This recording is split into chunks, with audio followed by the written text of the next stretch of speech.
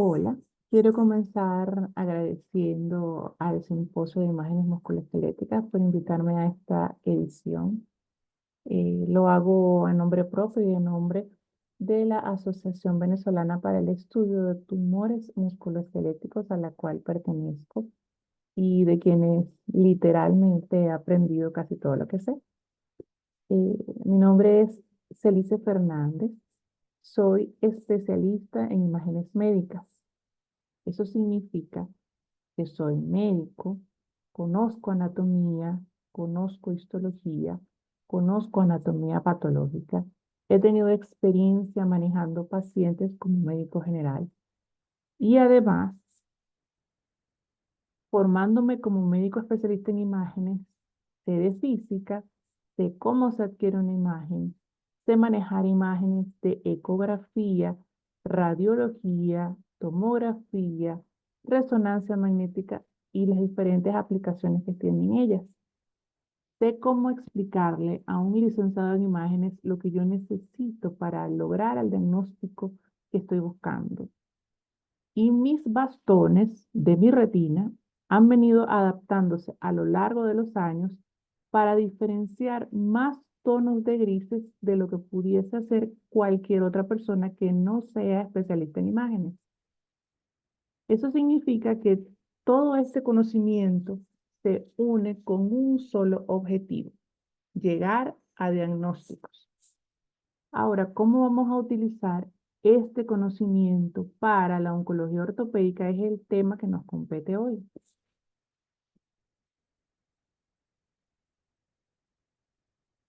En principio, es importante hablar de que la oncología ortopédica se maneja a manera de equipo y los imagenólogos formamos parte de un equipo.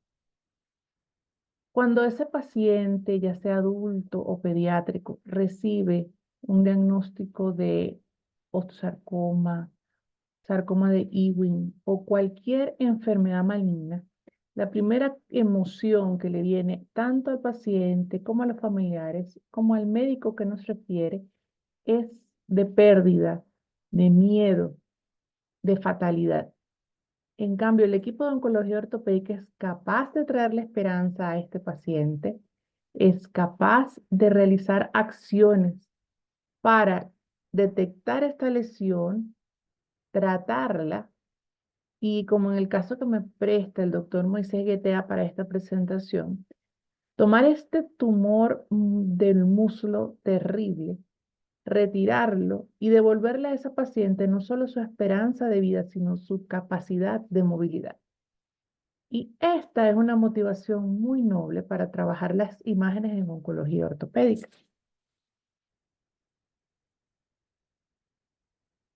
Como saben, las imágenes son herramientas y contamos con diferentes recursos con los cuales nosotros podemos aportar, ¿de acuerdo? Y en ese sentido, es importante que tengamos una idea inicial de qué es lo que sabemos sobre las imágenes en esta área, en este campo. En principio, evaluar los tumores óseos y musculoesqueléticos lleva una curva de aprendizaje un poco lenta porque son lesiones que se refieren de inmediato a centros especializados. De ahí que no todos los médicos imagenólogos cuenten con la misma experiencia y pericia para trabajar en este campo. Es importante acotar esto porque dependiendo de la necesidad, este tipo de pacientes deben referirse a gente que ha manejado esto con más frecuencia, ¿de acuerdo? La otra cosa que sabemos es que la radiología convencional es el método de imagen más importante por donde comenzamos y que tiene 100 años demostrando que es el patrón de oro para la evaluación de esta patología.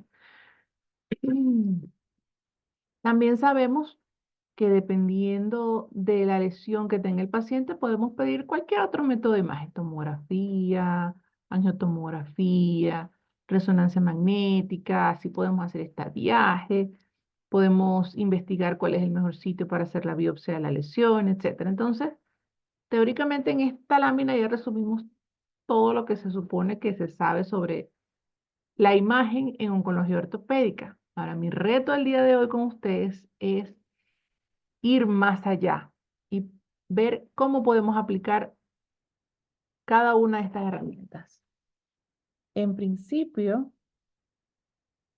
vamos a hablar obviamente de la protagonista de aquí, que es la radiología convencional.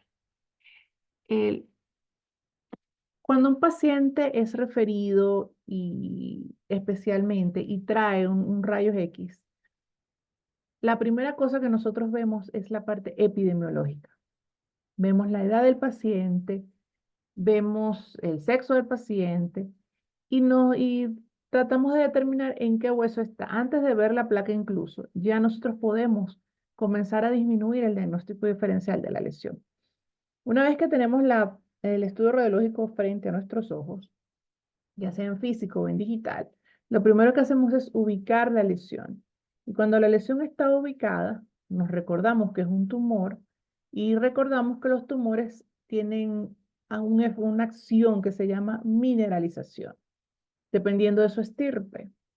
Los tumores fibrosos no presentan mineralización, no presentan calcio ahí adentro y van a tener un aspecto en vidrio deslustrado. Los tumores de estirpe cartilaginosa van a demostrar una mineralización en circulitos, en comitas, eh, muy característica de lesiones de estirpe cartilaginosa. Y las lesiones óseas van a tener densas calcificaciones que van a ser como nubes de algodón. Ya por ahí, ya tenemos la edad, ya tenemos la ubicación y ya tenemos más o menos la estirpe de la lesión.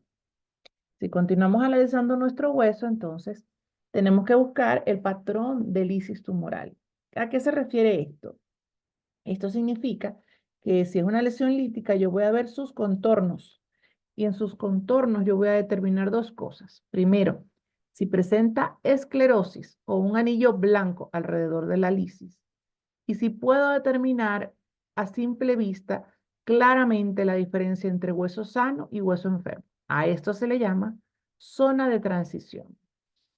Existen clasificaciones para determinar el tipo de zona de transición que van desde la 1A, que es totalmente benigno, una lesión con un contorno esclerótico, una zona de transición bien estrecha, a la 3, donde no vemos ningún tipo de diferencia entre la lesión y el hueso sano y no hay esclerosis.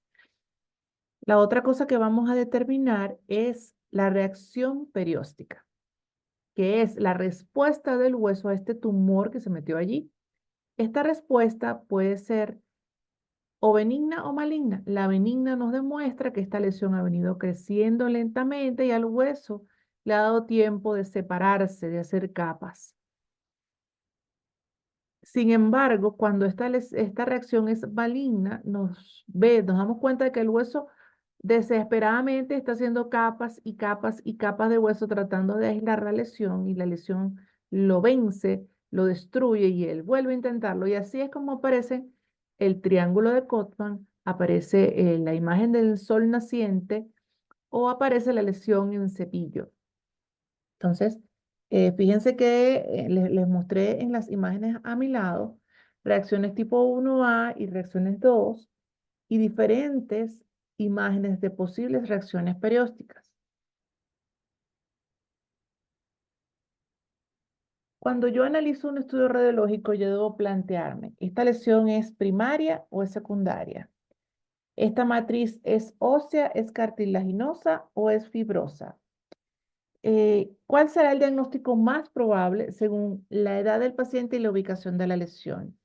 Y para fines prácticos, también debo plantearme cuál es el sitio donde se le puede hacer biopsia a esta lesión y que el médico obtenga una muestra satisfactoria, porque la idea es diagnosticar y tratar. Entonces, para ello, yo les propongo utilicen un análisis sistemático, así como cuando somos médicos, analizamos un paciente.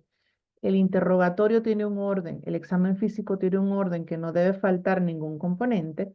También los especialistas en imágenes aplicamos esto desde el punto de vista semiológico haciendo análisis sistemáticos. Así eso no se nos escapa ninguna ningún detalle.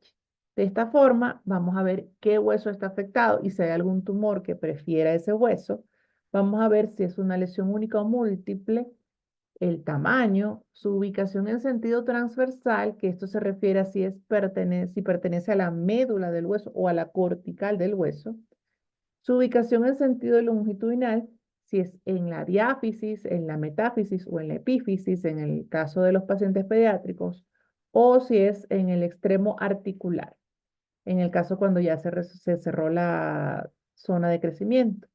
Vamos a determinar la matriz de esta lesión, vamos a determinar la reacción perióstica y también vamos a ver si hay zona de transición o si hay esclerosis en el caso de las lesiones líticas. Haciendo esto en orden, nunca vamos a perdernos en el hecho de si es una lesión benigna o maligna, ¿de acuerdo? Y eso nos va a llevar a un diagnóstico tranquilo. Eh, no puedo perderme la oportunidad de comentarles que el trabajo de ABETME y del grupo de oncología ortopédica, encabezado por el doctor Pedro Carballo, ha tenido un fruto. Y este fruto es de este libro, Seminarios de Oncología Ortopédica, donde se tratan todos estos tópicos que les estoy comentando y muchísimo más, de todas las especialidades, radioterapia, quimioterapia, el abordaje del traumatólogo. Y bueno, es un resultado de un trabajo conjunto que nos ha hecho muy felices y que se los comento en caso de que lo quieran adquirir, lo pueden adquirir en Amazon, ¿de acuerdo? Continuando con las imágenes, no voy a dejar de mencionar a una herramienta que es asequible, que es económica y que muchas veces pasamos por alto, que es la ecografía. Inicialmente, nosotros encontramos tumores óseos cuando se expresan como masas de parte blanda y nos la mandan al eco. Me ha pasado que he encontrado, por ejemplo, tumores de células gigantes que se expresan como una masa y cuando examino al paciente le veo una imagen lítica que vence la cortical e incluso puedo ver el otro lado. En este caso, se le indica su estudio radiológico y se refiere, pero no pierdan la oportunidad de evaluar un tumor óseo, por ejemplo, para ver reacciones periósticas. Aquí les estoy mostrando a mi lado un contorno cortical totalmente especulado que expresa una reacción perióstica que parece maligna. También en casos como en esta escápula, que en la radiología convencional puedo ver yo la imagen claramente, también en la ecografía me puedo encontrar con la lesión, que si fuese biopsiable, que en este caso no lo es, la ecografía pudiese guiar la biopsia tranquilamente.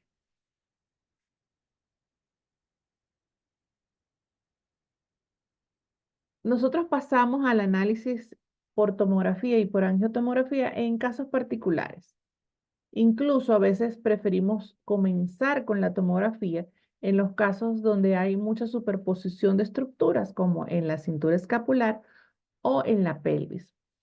También podemos utilizar la tomografía para un tumor óseo que no expresa claramente su matriz y mediante la tomografía con cortes milimetrados y con reconstrucciones multiplanarias podemos llegar a una conclusión ideal. Recuerden que en la tomografía existen diferentes ventanas y existe una ventana especial para hueso. Es de no especialistas en imágenes ver lesiones óseas con ventana de partes blandas. Ustedes reconocen la ventana de partes blandas porque el hueso incluso se ve brillante y no se define. Y tu intención como especialista en imágenes es definir la cortical y la medular y definir claramente la matriz ósea. ¿De acuerdo? La angiotomografía es una herramienta maravillosa para observar los paquetes vasculares, hacer reconstrucciones tridimensionales, incluso le sirve al especialista para plantearse su abordaje quirúrgico. Y pudiese, ¿por qué no?, servir de guía para aquellas lesiones que pudiesen ser embolizables.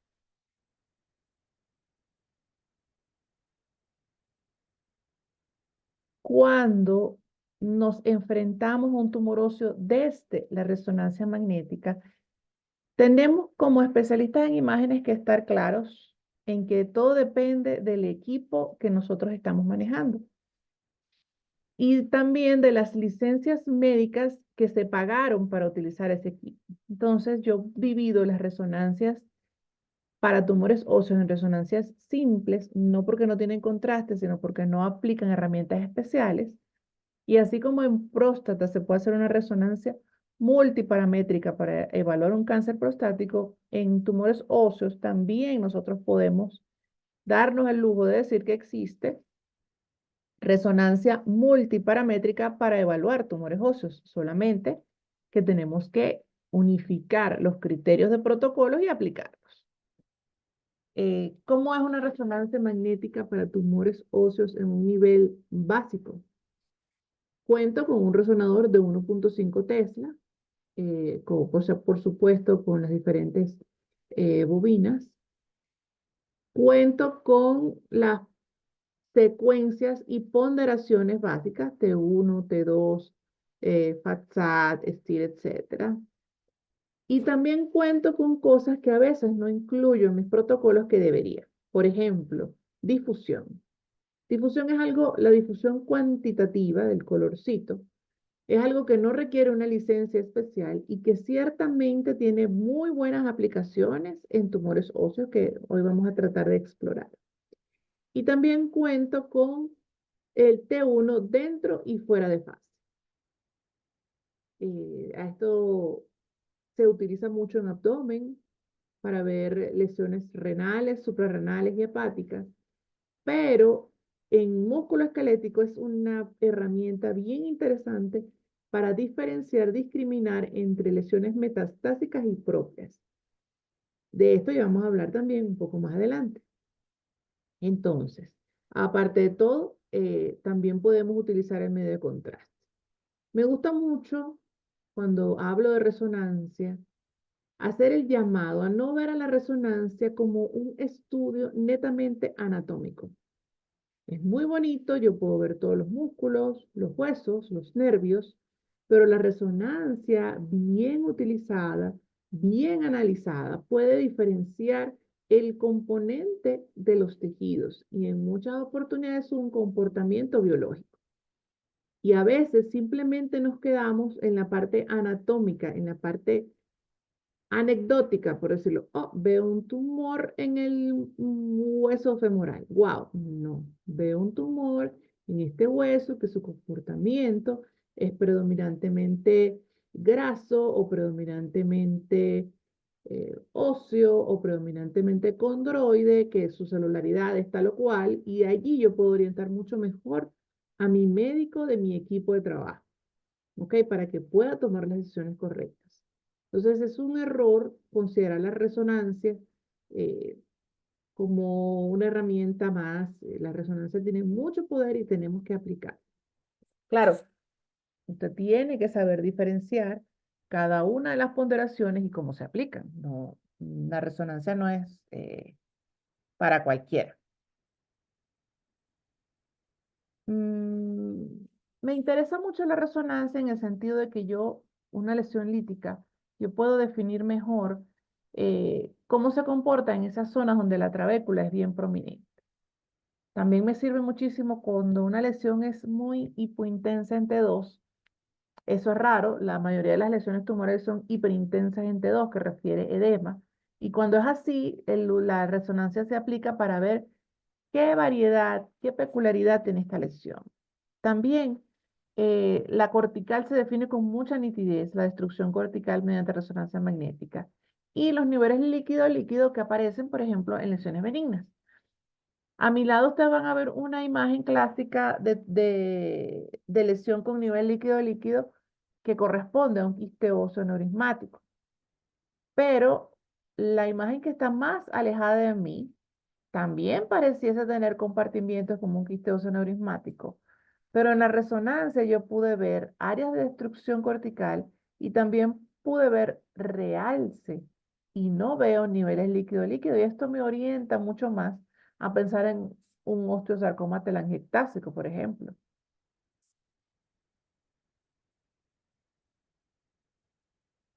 Cuando yo les hablaba de la resonancia magnética funcional o multiparamétrica para ver tumores óseos, me refiero a las licencias que se utilizan para hacer campos de ADC cuantitativos y para evaluar curvas de captación del contraste. También existe una aplicación muy interesante que es la espectroscopía, donde mediante los pulsos de radiofrecuencia yo puedo determinar las características de los metabolitos que hay en la zona. Y me interesa ver que la curva de metabolitos sea normal y me interesa determinar en el caso de la resonancia para tumores musculoesqueléticos si se levanta el metabolito de la colina. La espectroscopía es como una curva con muchas montañitas. Y cuando una de esas montañitas, que es la colina, se levanta, yo puedo pensar en una lesión propia del área de oncología ortopédica.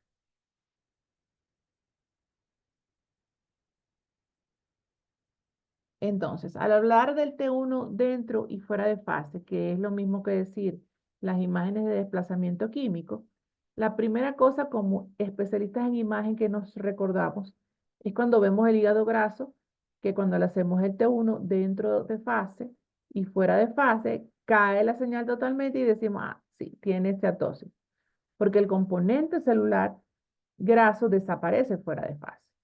Lo vamos a utilizar en el caso de las metástasis óseas, porque las lesiones metastásicas, que son en T1, también pueden comportarse hiperintensas, no cae la señal fuera de fase y ya las podemos identificar con mucha más facilidad.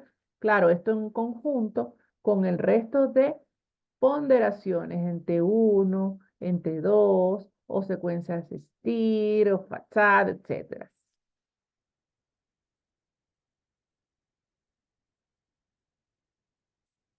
La difusión de ADC, muy utilizada en neuroradiología, porque es aquella que me permite saber que una isquemia está ocurriendo muy precozmente, lo que se encarga es de analizar el movimiento del agua entre las células. También la difusión, en el caso del tensor de difusión, se aplica en neuro para ver los diferentes tractos nerviosos. En lo que nos compete, nosotros vamos a detectar áreas donde el agua tenga un comportamiento diferente, que significa que hay lesiones de tipo oncológico. La difusión se va a afectar tanto por el comportamiento del agua como por la celularidad de lo que está ocurriendo allí. Entonces, tenemos dos difusiones. La cualitativa, donde yo simplemente voy a ver un cambio de la intensidad de señal, y la cuantitativa, donde mediante un ROI o una imagen de referencia, voy a medir un número allí y ese número me va a decir la variación con respecto a lo normal. A grandes rasgos, eh, una lesión benigna no restringe en ADC y no, perdón, no restringe en difusión, perdón, y no presenta alteraciones en la imagen ADC. Cuando una lesión es maligna, pues sí va a restringir en difusión y va a tener bajo ADC, es decir, se va a ver oscura en ADC, se va a ver brillante en difusión y en la imagen de ADC se va a ver oscura. Existen casos en los cuales una lesión en T2 es muy brillante y se me mancha, por decirlo de alguna manera, el campo de ADC. Entonces me brilla tanto en difusión como en ADC y en esos casos yo necesito la ayuda de la difusión cuantitativa.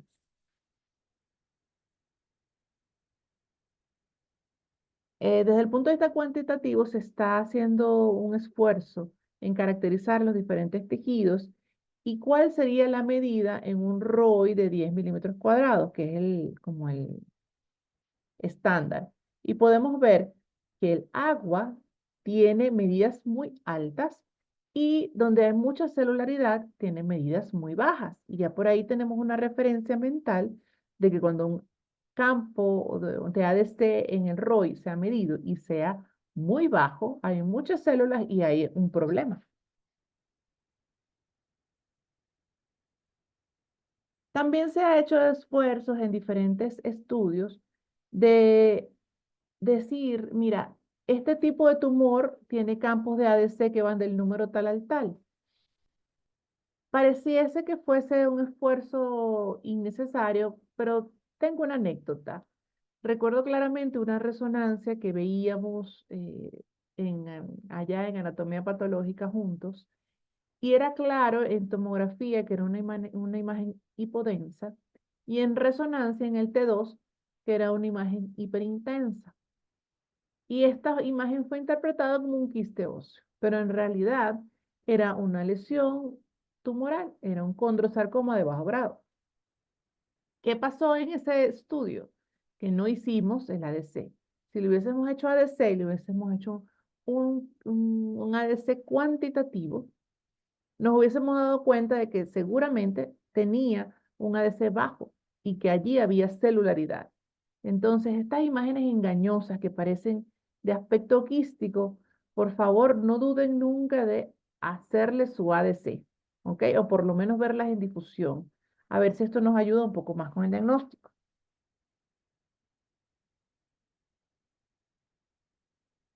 La difusión en ADC tiene un espacio muy especial cuando se evalúa la neoadyuvancia del osteosarcoma.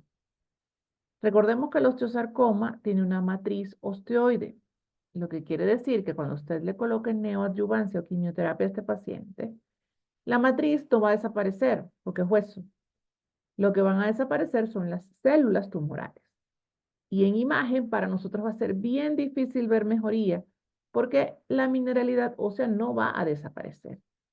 Entonces, aquí se aplica mucho utilizar ADC. Por favor, si tienen un paciente con osteosarcoma que se hizo neoadyuvancia, diríjanlo a un sitio donde haya resonancia magnética que se pueda cuantificar el ADC y pídalo. Yo quiero saber el ADC de este paciente antes y después de la quimioterapia.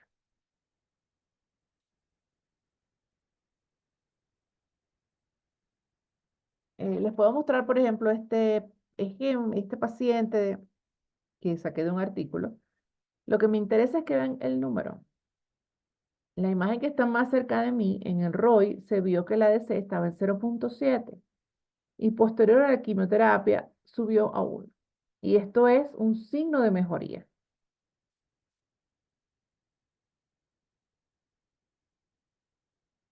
Como les comentaba, la espectroscopía es una aplicación especial de resonancia magnética. Se utiliza ampliamente en evaluar tumores óseos, perdón, en tumores del sistema nervioso central, pero nos estamos introduciendo aquí en el mundo de la espectroscopía en la evaluación de tumores óseos. Y el metabolito que nos interesa ver es la colina, como se los mencioné anteriormente.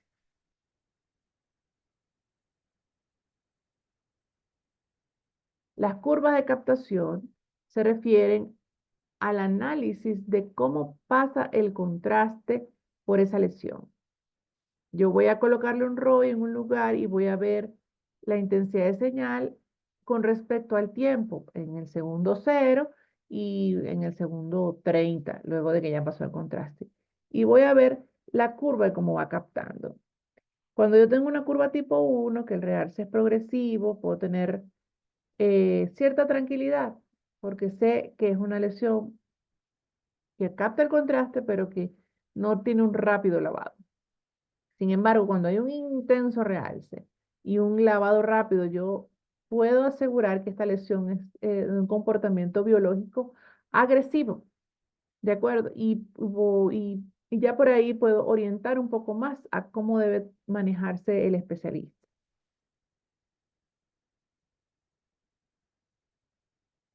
Quise compartir con ustedes algunos casos y su análisis sistemático, lo conversé con Norma y le pareció prudente.